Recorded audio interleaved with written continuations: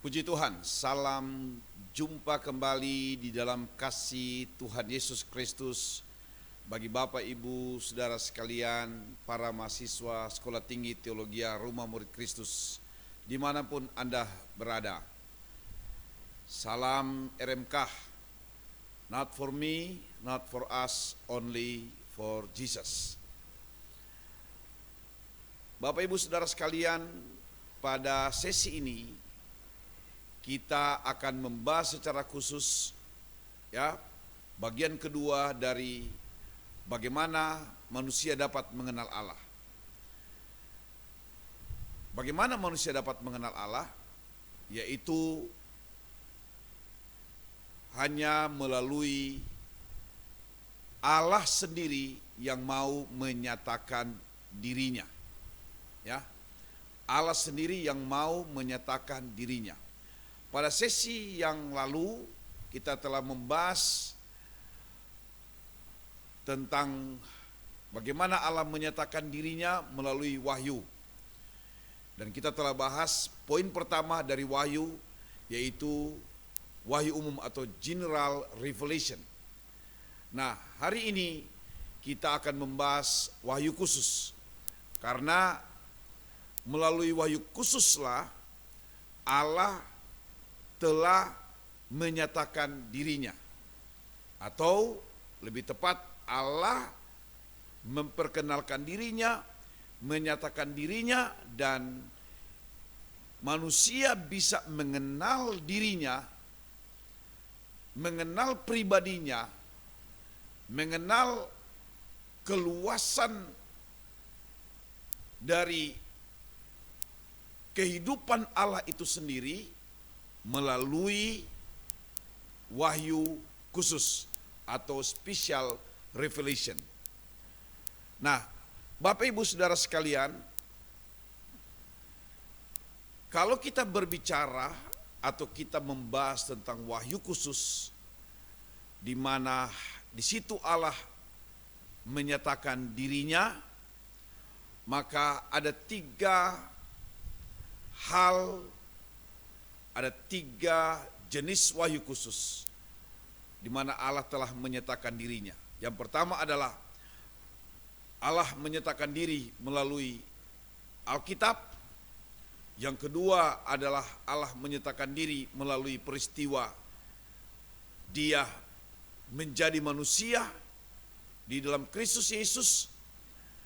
Dan ada Allah menyatakan diri secara khusus yang sangat pribadi, yaitu melalui pengalaman pribadi seseorang.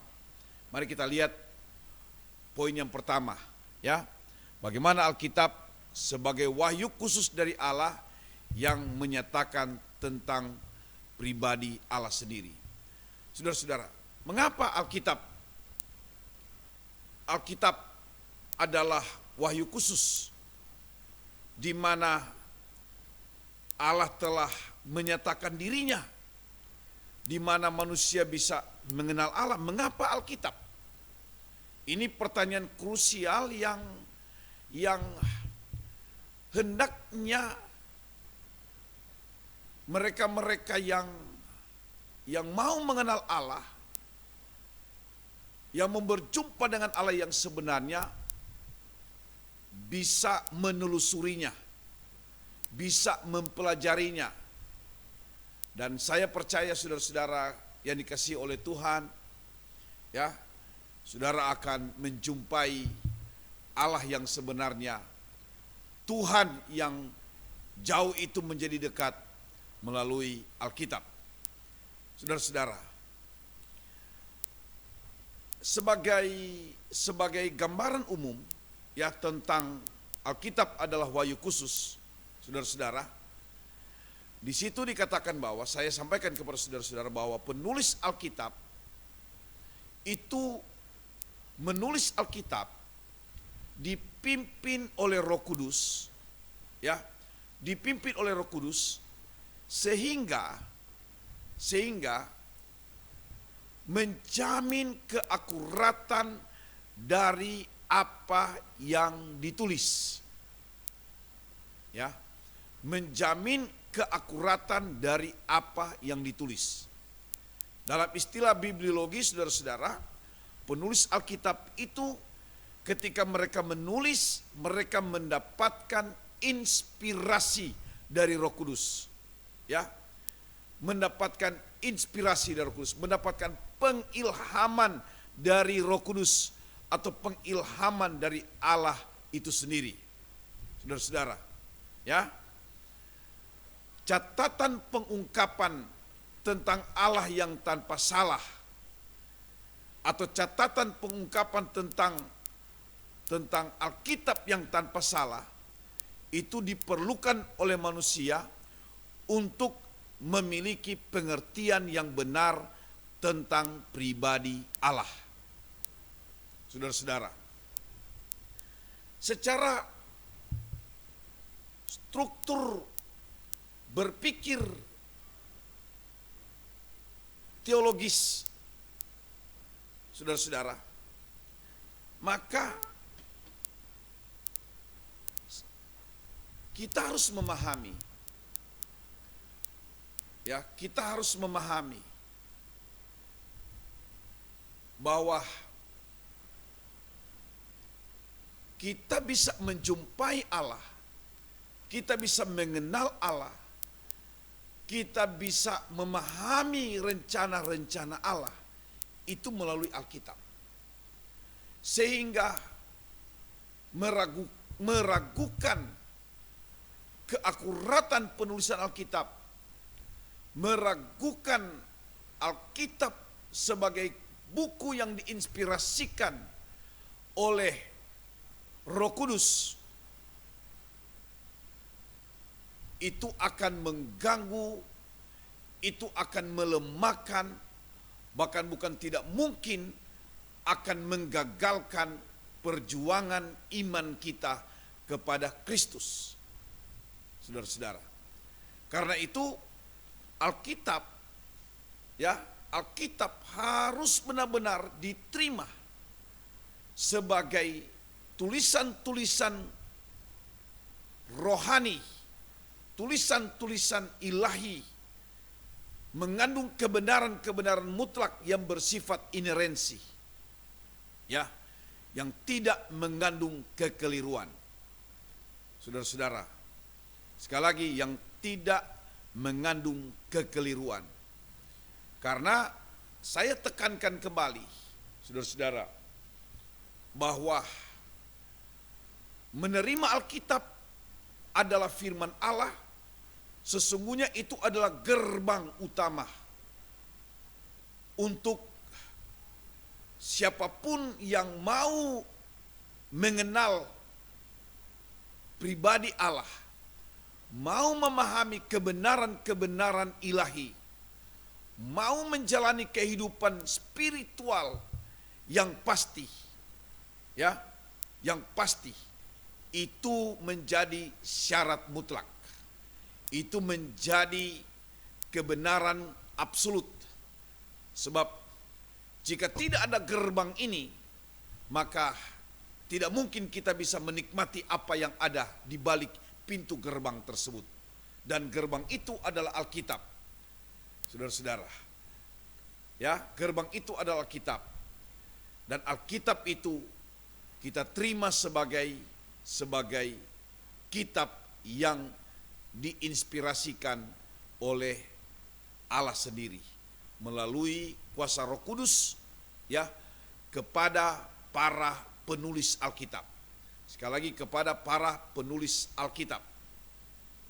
Nah, saudara-saudara, sedikit saya ingin kita memahami tentang ayat kunci pengilhaman Alkitab.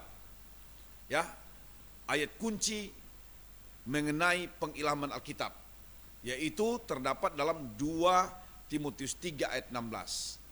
Ayat itu berkata bahwa segala tulisan yang diilhamkan Allah memang bermanfaat untuk mengajar, untuk menyatakan kesalahan, untuk memperbaiki kelakuan, dan untuk mendidik orang dalam kebenaran.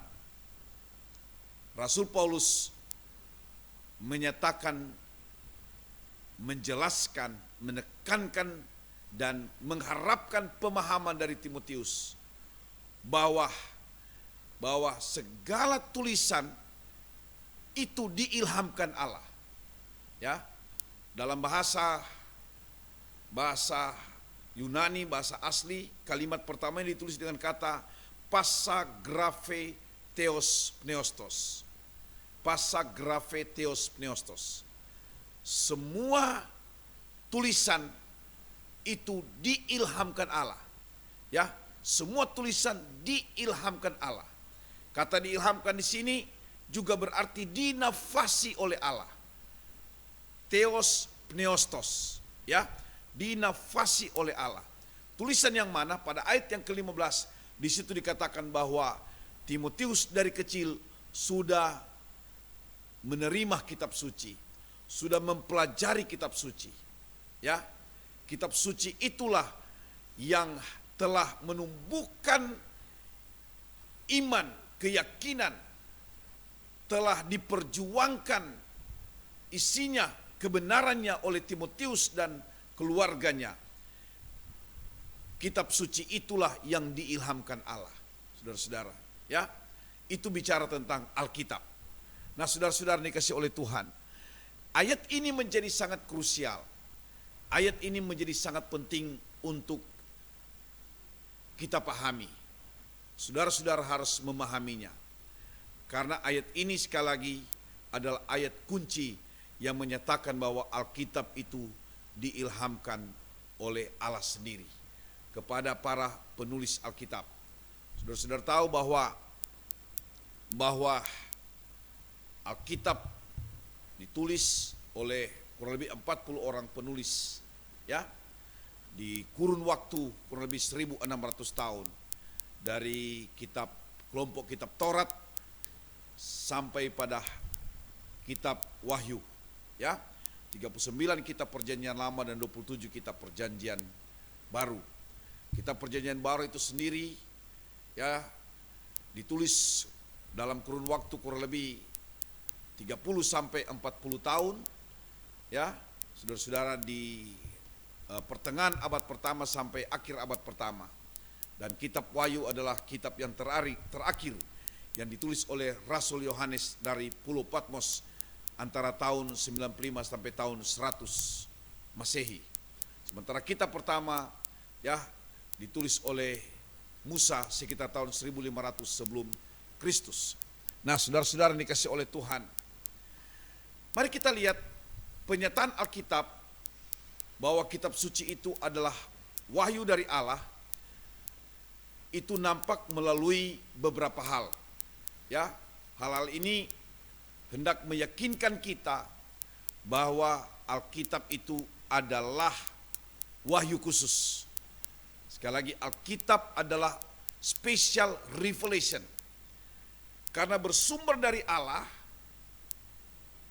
sekali lagi, karena bersumber dari Allah, bersumber dari pengilhaman Roh Kudus kepada para penulis Alkitab,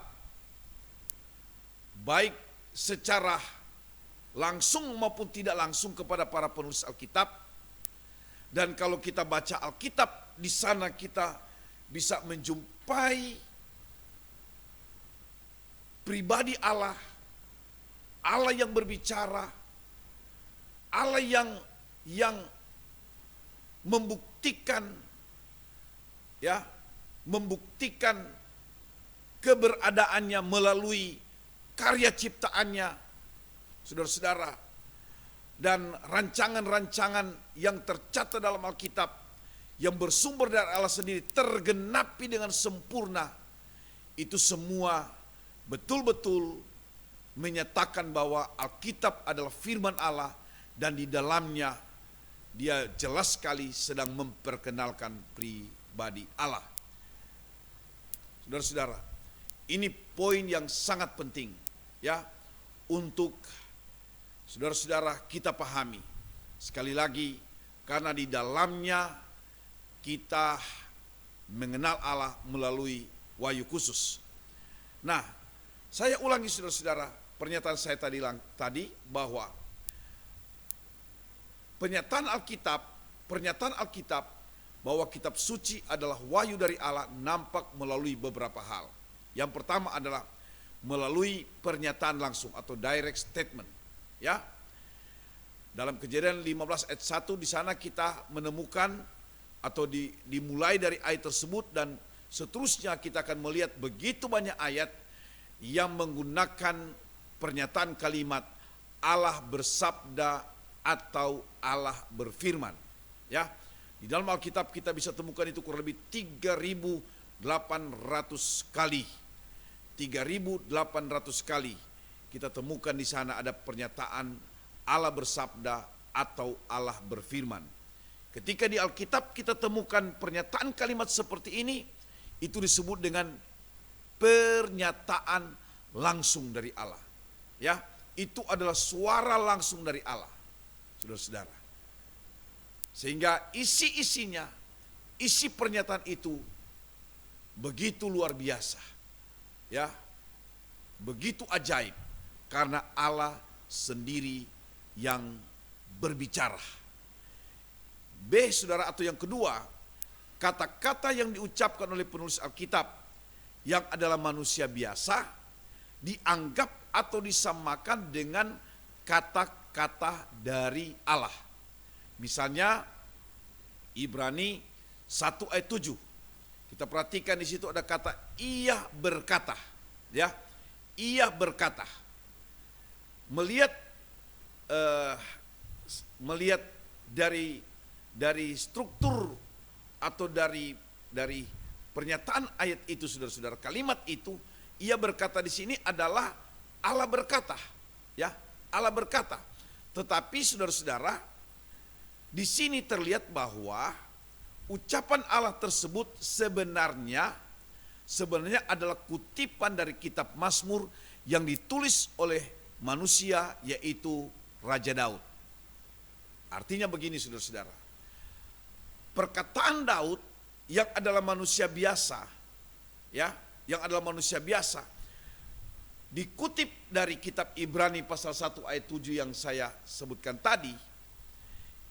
Perkataan Daud itu dikatakan dalam kitab Ibrani 1 ayat 7, Allah berkata, ia berkata.